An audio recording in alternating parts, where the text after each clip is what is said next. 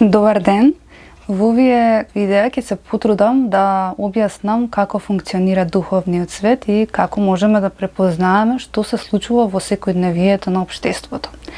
Во прилог на тоа, денешната тема за која што ќе зборувам е тема поврзана со тоа како силата на темнината влијае врз луѓето во секојдневието и како таа најчесто се манифестира, но најважно како таа се храни. Затоа ќе започнам од светлината и што е таа. Светлината, односно Бога, односно љубовта, можеме да ја представиме како нешто што ни дава едни позитивни емоции, што ни дава искреност и на некој начин внатрешна креативност да твориме, да служиме, да работиме во служба на Бога, за разлика од темнината која што се манифестира преку духот на луѓето, значи таа никогаш не може да дојде независна, туку доаѓа преку духот на луѓето, кој што се на некој начин во контакт со таа темна сила. Тоа може да биде преку работни места, преку институции, преку контакти со други луѓе кои што се дел од таа темна енергија и така натаму и така натаму. Значи човекот доаѓа во контакт со неа на некој начин затоа што одбрал да биде во тоа опкружување. Она што треба да се знае дека тие не може да, за разлика од светлината, односно Бога, со која што можеме да твориме, да создаваме живот и така натаму, темнината ја нема таа моќ. Не можеме едноставно преку темнината ние да создадеме нешто. Значи, децата се создаваат преку љубовта, преку плодот на тој чин на создавање. За разлика од тоа, демонскиот, односно темниот свет, не може да создава живот, не може да управува со нашата слободна волја, доколку ние не му дадеме такво право. Тоа значи дека делуваат врз луѓето само ако луѓето им отворат духовна порта на било каков начин. Дали е тоа со согласен одговор да соработуваме со некој, да се дружиме со некој, да читаме нешто, да отвориме некој медиум, некој пост, да следиме некој на социјалните мрежи, да се венчаме со некој, да од друга страна може да биде да потпишеме договор на некој работно место и да бидеме на било каков начин, што се вели она, да му дадеме потпис на ѓаволот. Може би и формално, значи во вид на документ, и неформално. Тоа значи дека нашата слободна волја е најклучниот аспект за тоа како ние му даваме слободен влез и отворена порта на темниот дух. Тоа ни дава еден заклучок дека духовната сила и духовниот свет на темнината е секогаш психофизички, никогаш физички, затоа што врз основа на нашето свесно или несвесно живење, најчесто е несвесно, ние му даваме простор тоа преку нас, преку духот врз душата, да влие врз нашите избори, на тој начин тогаш ја презема нашата слободна волја. Слободната волја најчесто ние не сме ни свесни дека ни е управувана од оваа темна сила и затоа понекогаш правиме несвесно и погрешни избори затоа што не сме свесни дека некој друг владее врз нашиот дух, односно душа. Демонскиот свет е спротивност на Божјата вистина, на Божјата љубов, на она што Бог го носи како светлина, тоа е ред, вистина, милосрдие, љубов,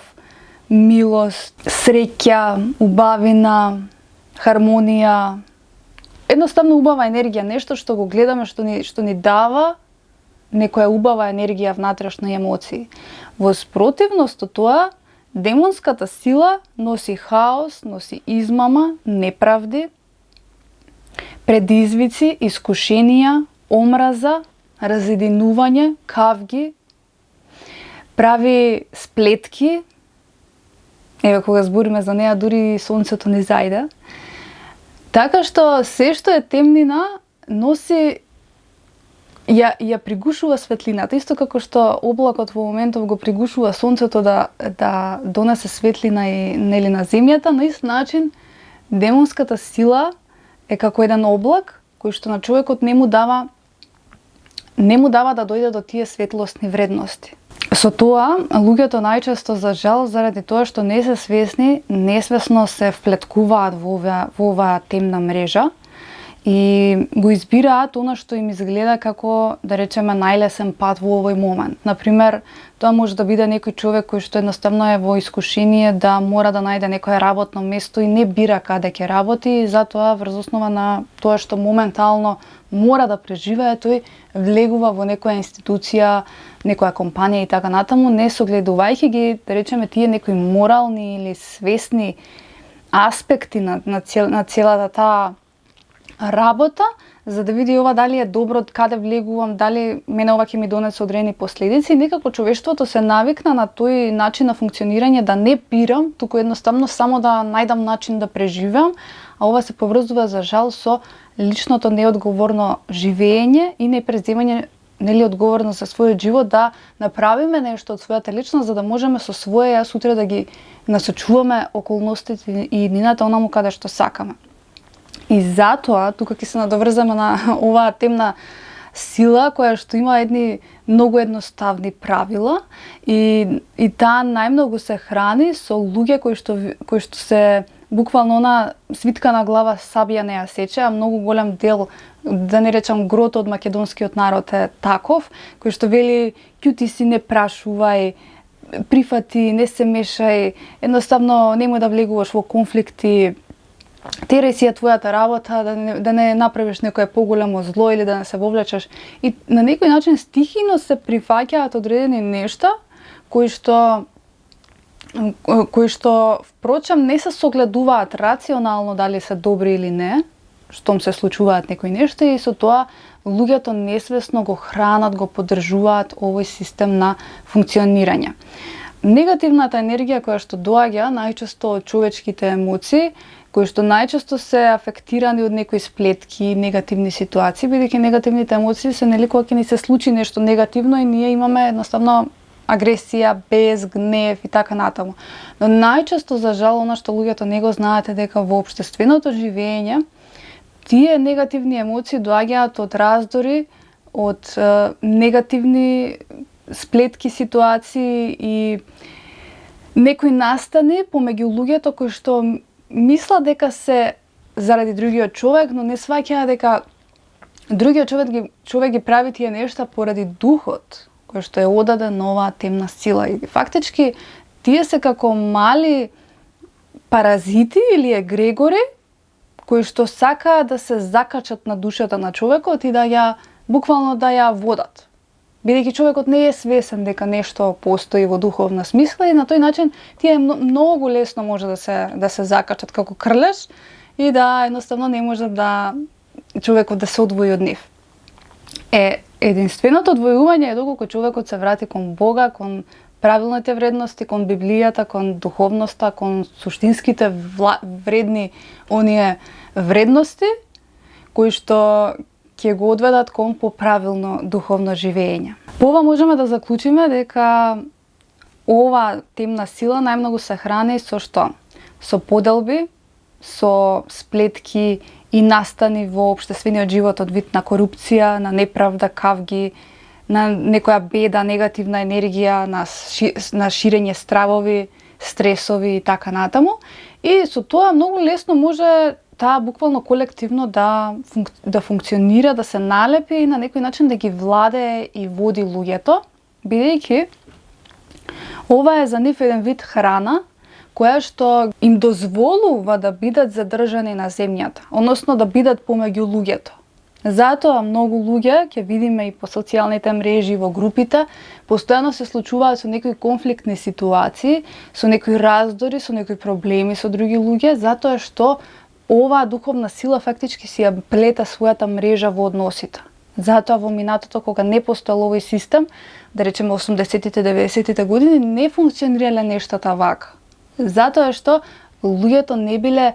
толку одадени на злото, а притоа и не биле толку поддржувачи, односно немале толку отворени порти да на овој начин мрежно функционираат овие демонски сили. Во Македонија можеме да приметиме дека тоа најмногу доаѓа од политиката, политичките поделби, стрели што си ги даваат помеѓу себе, ширењето негативна енергија која што се дава, политиката преку моќта, преку корупцијата, преку кражбата, преку големите плати, на огромната подалба во целиот тој систем. И она што е најдоминантно според мене е поделбата помеѓу политичките партии и кривењето, префрлањето на вината и одговорноста од еден на друг, нели, од една на друга институција или човек, па овој сега вие вака направивте, ние вака правиме, и постојано е некоја фудбалска игра која што се шутира топката, впрочем најголемото страдање го добиваат обичните граѓани затоа што тие се сиромашните, тие се жртвите кои што не добиваат напредок и очигледен развој и промена во секојдневието на животот, без разлика дали е на институционално ниво или во животната средина или како и да, нема промени, нема позитивен напредок, и на овој начин многу лесно владее таа енергија и врз културата и врз секојдневието на луѓето.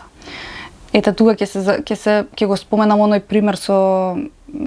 концертот кој што се случил во Охрид или кај да бил, каде што младиве добија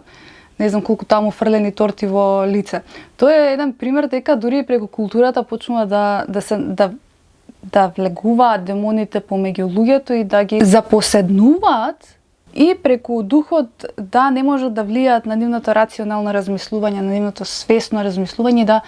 подлегнуваат на вакви страутни искуства. Мислам да некој им фрла торта во лик. Значи тоа е више нешто што кажува дека личностите не размислуваат со своја јас, туку нешто ги води за да бидат отворени за ваков вид на искуства, така наречени современа забава. Со ова би го заокружила видеото со наравучението дека овие демонски сили најмногу влијаат на поделбите, односно партиски поделби, навивачки поделби, спорт, леви, десни, север, југ, наши, ваши, богати, сиромашни, социјалдемократски, републикански, овие, оние, овој народ, бугари, македонци, грци. Тоа е таа поделба која што ја прави